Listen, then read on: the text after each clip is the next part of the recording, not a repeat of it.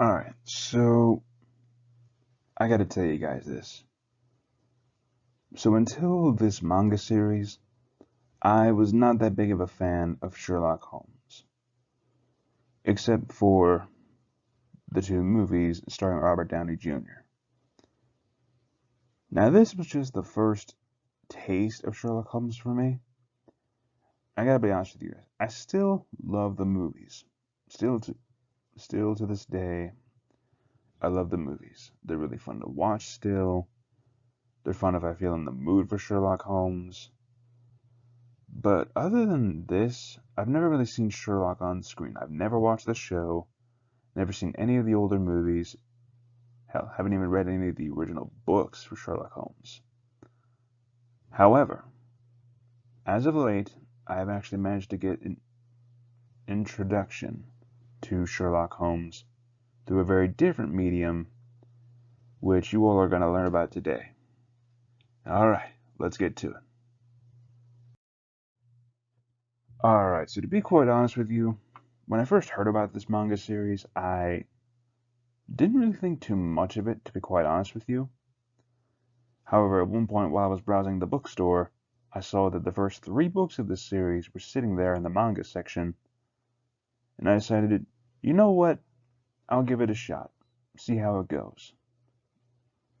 So, I went ahead and grabbed all three, and I just finished the third a couple of days ago.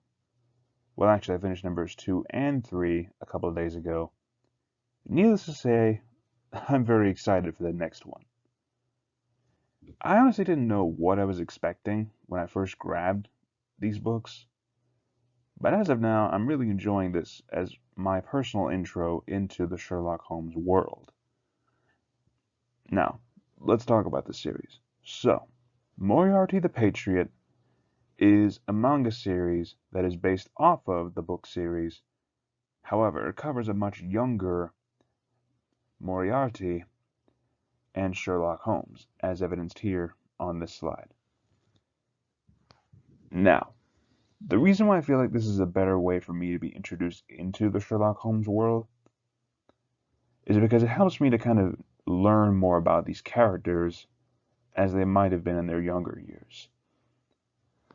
And seeing the parallels and yet perpendiculars that these two characters go through, both Sherlock and Moriarty, and how they are both seekers of justice, but they have different ways of going about it.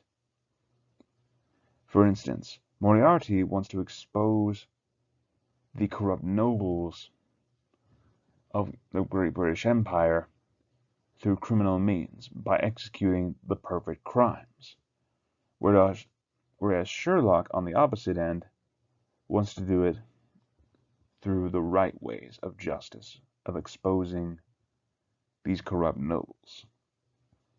And that's the whole point here, is to expose these corrupt nobles who are doing these multiple crimes to the masses.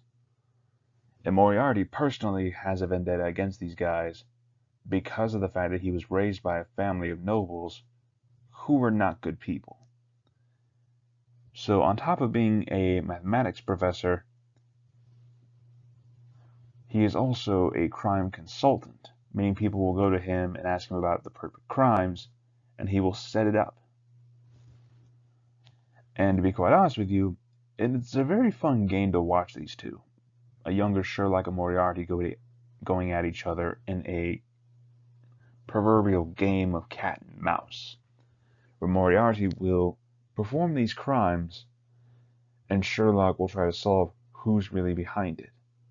And the entire time I was hooked throughout the last two books of the series. Needless to say, I will definitely be trying to keep up with this series as it goes along. So the English release will be a lot slower as of right now, as I believe there's about 12 books in the manga series as of right now. However, it just now started getting released in English. So there's currently 3 books in this series, with a 4th coming on the way next month. And I'm honestly excited to see where the story goes, because I've honestly been a little bit tickled by mystery stories, as evidenced by the fact that I've read Dresden Files, which has a lot of murder mystery involved. but I never really read a pure mystery until this series. Now, in closing, there is actually a 2-season anime about this manga series.